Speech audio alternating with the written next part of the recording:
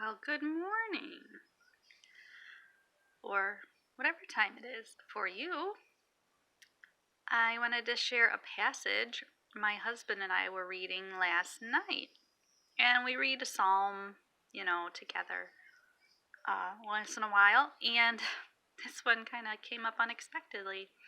And I want to see what you think too. I'm sorry in advance. YouTube is on the prowl, and I never turn off comments, if anyone is wondering. I know a couple of my friends commented, and then the comments were turned off the next time around for certain things. I never turn comments off. So just to let you know, it's YouTube being sneaky. So I'm sorry if that happened, or I asked for comments and then suddenly they're turned off. I do that a lot, and I don't like it that they do that because I want to interact and talk to people. But then they don't want us to. They don't want us to talk and use our minds and speak freely with one another. But anyways, I'm going to keep doing this. So this is Psalm 46.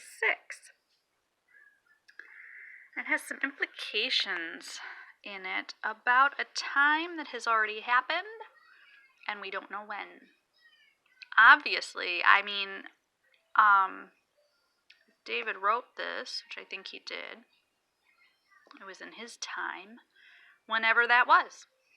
God, the refuge of his people, to the chief musician, a psalm of the sons of Korah, set to soprano voices. A song. So this is a song about how God had rescued through an event.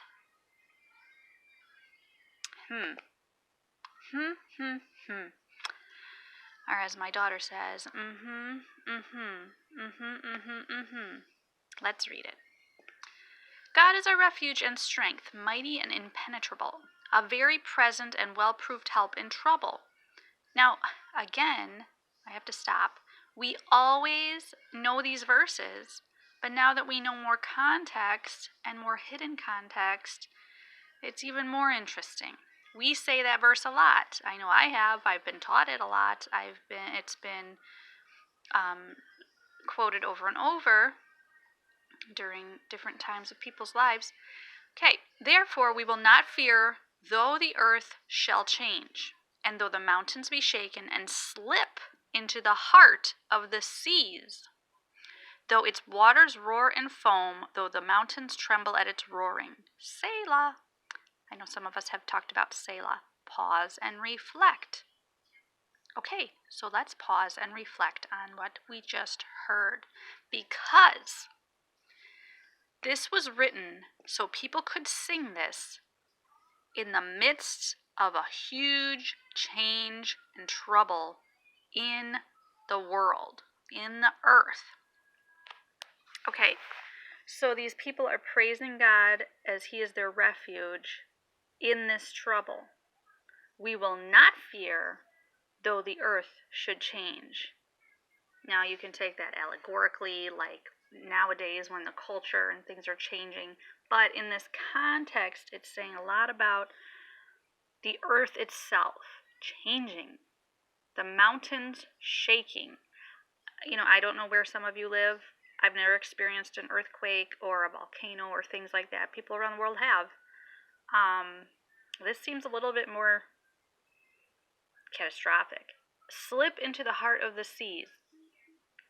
So it sounds like someone was witnessing this huge event. Waters roar and foam. That's like a tsunami? I don't know. Mountains tremble at its roaring. That is, I've never seen the Rocky Mountains tremble. Okay, Selah.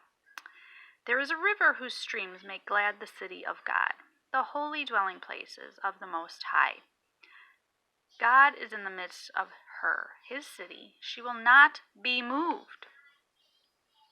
Not be moved, unlike the mountains that were moved here. God will help her when the morning dawns. The nations made an uproar. The kingdoms tottered and were moved. He raised his voice. The earth melted. Really? The earth melted. And now that my wonderful friends on YouTube and great researchers on YouTube have given their time and energy to exposing these things, such as Wise Up, Wooden Nickels, Autodidactic, UAP, Flat Earth British, I'm forgetting who else. I'm following this new girl, Laura. All these wonderful people who are genuine, true people talking about the earth melting. Hello, it's in the Bible. The Lord of hosts is with us. The God of Jacob is our stronghold, our refuge, our high tower. Okay. Selah. Let's pause and reflect. Lord of hosts. So that's Yaweh Tsabeoth. That's his name. The Lord of hosts, meaning the hosts, the armies of angels, which we see a lot of in old art, medieval art. We see a lot of pictures of the heavenly hosts. Just a side note, if you're not on Tumblr, you should get on Tumblr. There are so many people that just post tons of mud floody and just all sorts of artwork from early on, 15th century, 17th century stuff to 18th, 19th century. There's some modern artwork too. I love art, so I follow a lot. But so many pieces of artwork shown on Tumblr. I'm on Tumblr too. I used to write more poetry, and so I'm trying to get back into writing poetry. So sometimes, very rarely, occasionally, I will post a picture with a poem underneath that I wrote. So anyways, follow me on Tumblr. My name is kind of odd because those names get taken if you don't, get the right combination. So it's Alice Curiouser AND. That's who I am. So you'll see my picture. It's the same picture as on here. Anyways, Selah, pause. The Lord of hosts, so that's Yaweh Tsabeoth, is with us.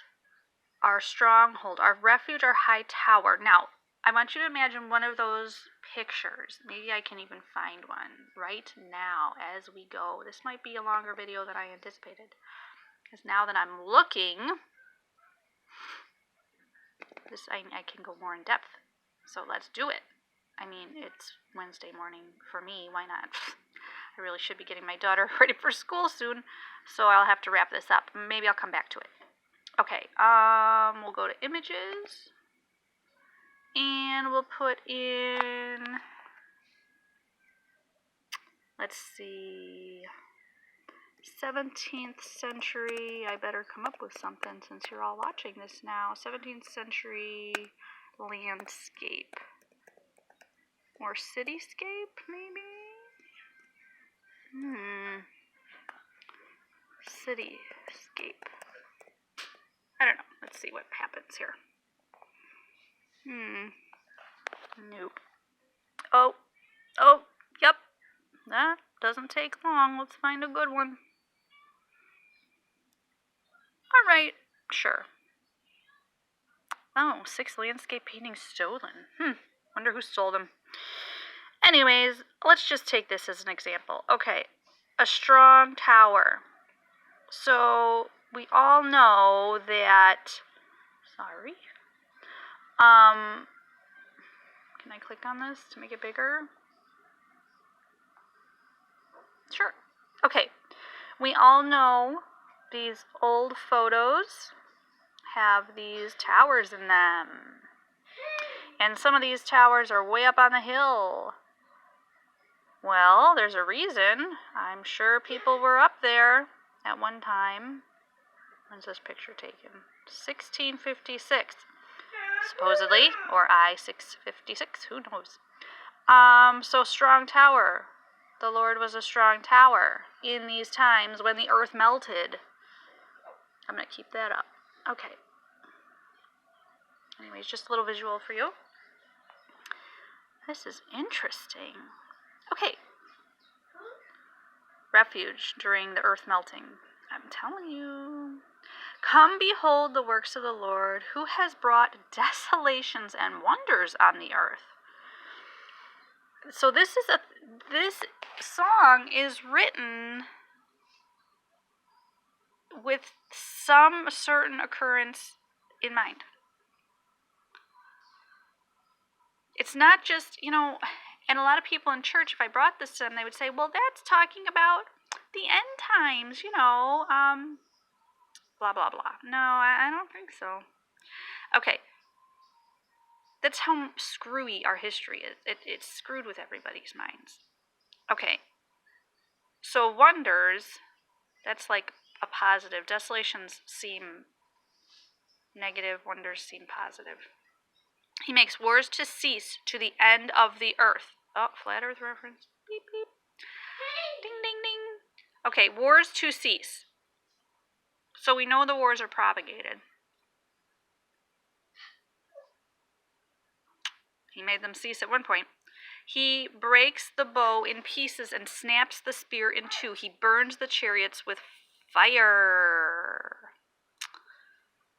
Okay, however, the followers of the Most High can be still and know, recognize and understand that I am Yahweh, Elohim.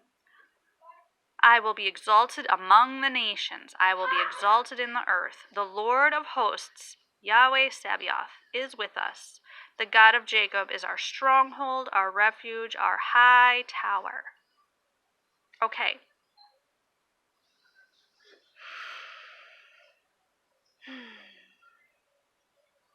What is this psalmist writing about? There's no denying now that things have changed in history. That part of the Bible, and as I go along, as I've said in my other posts, who is David? When did he live? What did these people go through? Followers of the Most High went through some strange things. I almost cussed. I don't cuss very often unless I'm really upset, but you get what I mean. Some strange you-know-what. And they saw wonders of God and desolations that he came and brought about. His judgment over nations. He made the wars to cease, it says. I don't know, food for thought. But we can understand. I'll bring it to an applicable end here for all those that need that. I'm so sick of that in the church now. I mean, I'm sorry. I digress.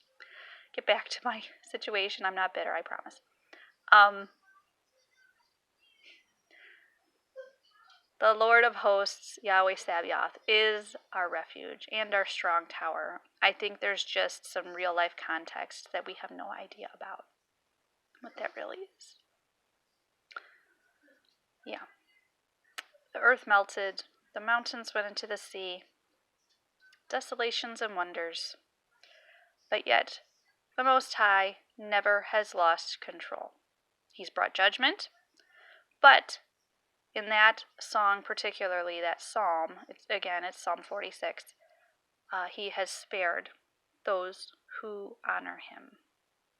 And he will do the same for us, no matter what has happened or what will happen. Blessings.